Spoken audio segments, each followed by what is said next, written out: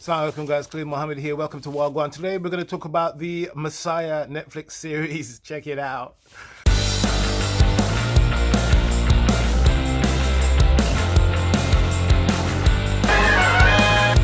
Right, I didn't even want to do this video, to be honest with you. I watched it, I did a video first, and I listened to it, I thought, okay. Then I watched all of it, and I was like, what a load. Look, this is going to destroy your Iman. See, if you think this is going to destroy or damage your Iman or put Muslims off, you are tripping. You need help, okay? I made some notes about it. Messiah Netflix series, 10-part series written by Michael Petroni. And it stars Michelle Moynihan and some guy called Mehdi Dehbi, right? I'll just tell you straight. It's frustrating. I hate watching things like this because all they do is paint Muslims in a bad light. That's all they do. That's all it is, man. It's nothing new. Okay, it's lazy. The writing is lazy. It's trite. They rely on massive stereotypes to get the message across. Some stuff to happen, you're like, what is that about?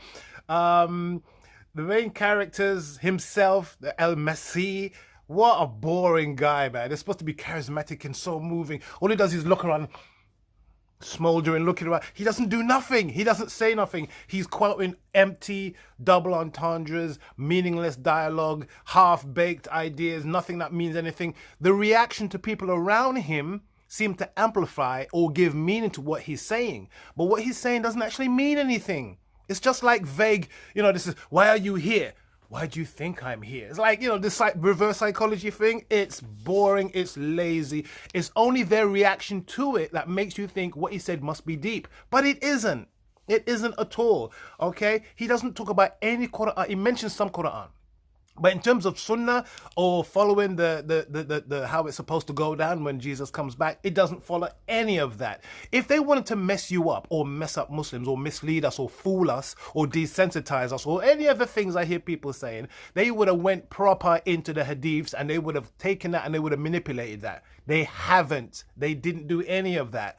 It's just basic stuff written from a perspective of somebody who doesn't really understand religion and he thinks all religious people are stupid, that you show them one little thing and all of a sudden they're going to fall in line, they're going to follow you and worship you and kiss your feet. That's all it is. That's how it's written. As if we're so stupid we don't know the difference between one guy pulling a fast one and somebody who's sincere, especially if he's not using Quran and Sunnah. It's terrible. The way they treat it. There was a book or a video, a film, a documentary, I can't remember what it was, about how Hollywood treats Arabs, i.e. / Muslims. And it's how they treat them as one-dimensional characters, that they don't have any feelings, they don't have any background, they don't have any history to their actions or no reasons for doing what they're doing. They're just like dumb droids just doing things. This is how they show it. They show a lot of background for the other people, for the American characters, even the Israeli, I don't know who he is, like an agent or something. They show all of his background, his motivations, why he's doing things, his family being killed, his mom being killed, his trials with his kid, he can't see his kid. Then they show the woman that she's sick, the main CIA woman, she's sick, her father got Alzheimer's, she's lost a baby, she had a problem with her, lost her husband, right? Then they show, the guy, the priest guy in it. They show his background, how his daughter's disillusioned with living in a small town, how he's going to burn down the church. And they show all their background, but they don't show the background of any of the other Arab characters. So you think that they're just one-dimensional people just going around following this guy for no reason. He's got 2,000 followers out of nowhere. Just all of a sudden just follow him like a robot. Oh, ho, he must be the Al-Masih. Come on, man. Bloody, it's so lazy. That's it, basically. So, that's it. I ain't got much else to say. It's just out. Season 2 is meant to be coming out. Ooh, not interested. It's just another excuse. There's a point in it. Okay, there's a point in it where he's got his followers, and one of his followers is Jibril, right? He walks through the desert naked. Right, to the these Israeli soldiers. He gets captured by the Israelis. He gets taken by the Muslims. And the other guy, one of his friends, gets captured by some radicals. Apparently they're radicals. Because all of a sudden this guy's been radicalized. It's like, what? And he's got a bomb strapped to him, and he goes to this mosque in a mosque to blow up this guy who's going to give a speech who's supporting Palestinians. I mean, where he just got radicalized. They see them teaching him. They show him teaching him stuff about Quran and stuff, but they don't talk about anti-imperialism. They don't talk about all that stuff. All of a sudden, he's radicalized and he wants to blow people up.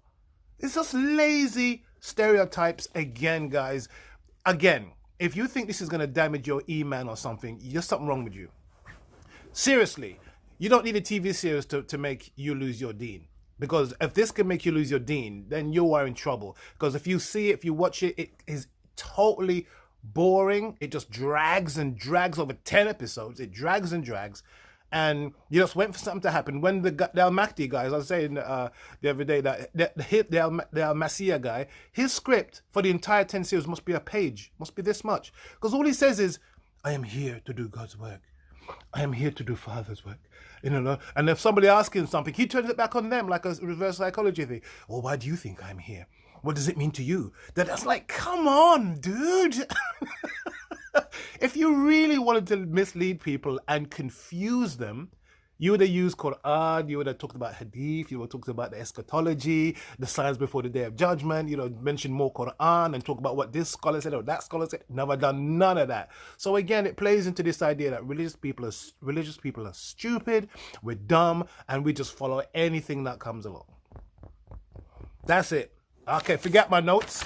All right, forget my notes. They're pointless because the whole thing is pointless. And season 2, I have no interest in it whatsoever because it's going to be more of the same jiggery pokery, talking down to people, insulting your intelligence, and that's it. So guys, thank you for watching this series of Wagwan, edition of Wagwan. I can't even talk straight, right? Edition of Wagwan, and make sure you like, share, subscribe, inshallah.